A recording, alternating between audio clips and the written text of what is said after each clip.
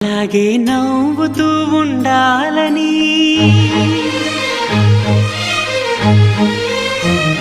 అలాగే నవ్వుతూ ఉండాలని నింగి నేల వాగు వంక చెట్టు చేమ గువగూడు ఆశీర్వదించాయి.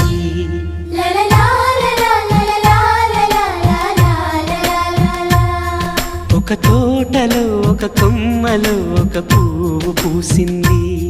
మహారాణిల మహాలక్ష్మిల ఆ పువ్వు నవ్వింది.